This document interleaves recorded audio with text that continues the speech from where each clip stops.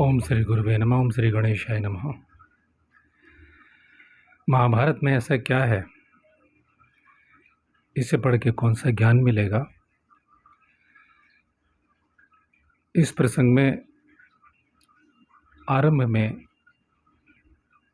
एक सारांश में भगवान व्यास ने लिखा है और इसके बाद कुछ देर बाद यानी कुछ प्रसंग गुजर जाने के बाद उन्होंने इसकी महिमा का बहुत ज़्यादा वर्णन किया है, किंतु मैं आज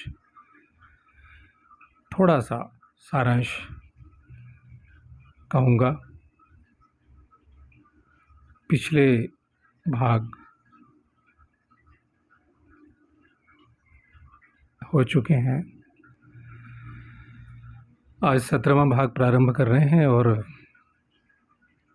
इसके पढ़ने से हमें क्या मिलेगा, बहुत थोड़ा सा सारांश हो जाने। फिर कल जो प्रसंग कहा था राजा जन्मेजय का प्रसंग कहेंगे। ओम। भगवान वेदव्यास स्वयं कहते हैं कि इस महाभारत में मैंने वेदों के रहस्य और विस्तार, उपनिषदों के संपूर्ण सार, इतिहास पुराणों के उन्मेष और निमेष, चातुर्वर्ण्य का विधान यानी चारों वर्णों का विधान, पुराणों का आशय, ग्रह नक्षत्र तारा आदि का परिमाण अर्थात उनकी दूरी,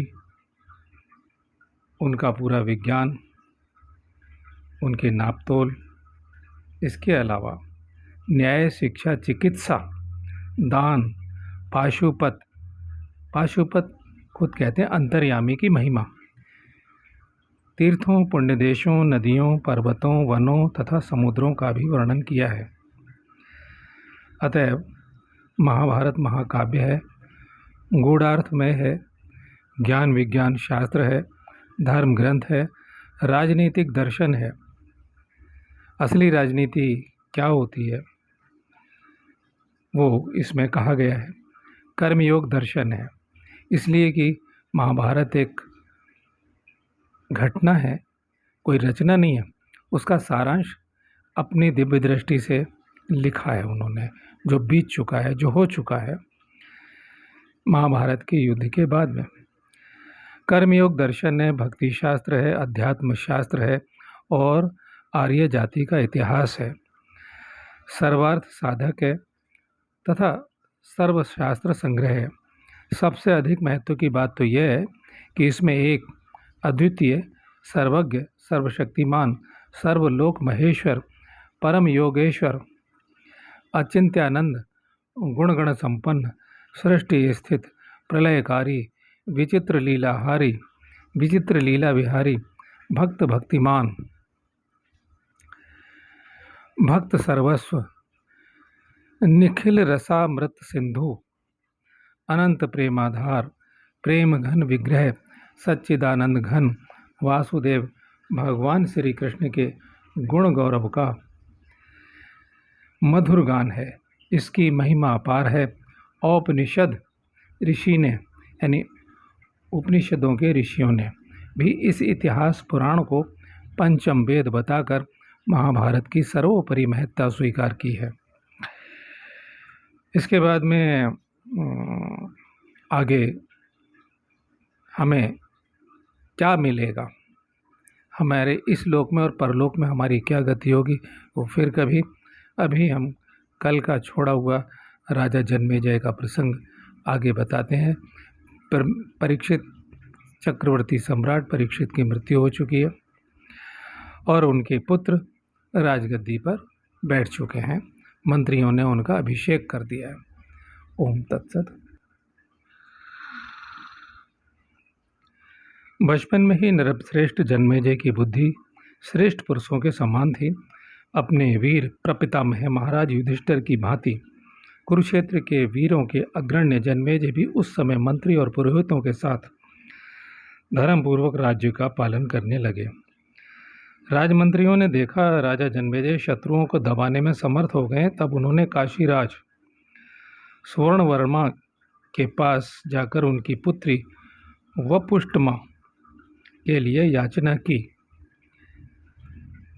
मैं फिर बोल देता हूँ, तब उन्होंने काशीराज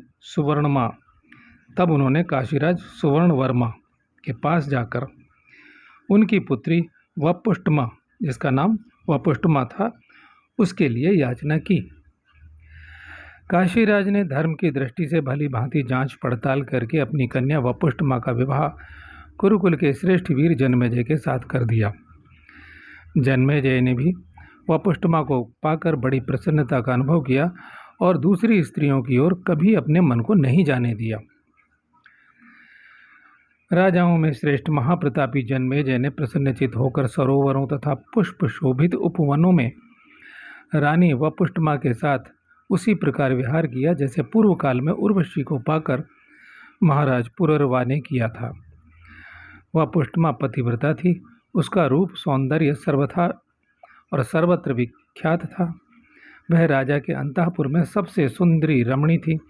राजा जन्मेजय को पति रूप में प्राप्त करके वह विहार काल में बड़े अनुराग के साथ उन्हें आनंद प्रदान करती रही। और यहाँ जो आया है इस पर पुनः ध्यान दें कि अंतःपुर में जब वो राजा का मन किसी और स्त्री में नहीं था, तो ये अंतःपुर का वर्णन क्यों किया कि अंतःपुर में सबसे सुंदरी रमणी थी? क्योंकि राजमहल में सेनापति, क्योंकि राजमहल इतने बड़े होते थे कि ये राजा का महल है, उसके बराबर में ये मंत्रियों का, सेनापतियों का, तो उस अंतःपुर में सबसे सुंदरी रमणी थी। यह उसका अर्थ है यहाँ। ओम तत्सत। आगे हम जरत्कारु ऋषि का प्रसंग कहेंगे, क्योंकि पहले पढ़ चुका हूँ कि एक साथ यानी वो जरत्कारु ऋषि तपस्या करते हुए वनों में विचर रहे हैं और इधर ये राजा जन्मेजय और परीक्षित की घटना और राजा जन्मेजय की घटना हो चुकी है, तो एक ही साथ में ये सब चल रहा है। चलिए, ओम तत्सत।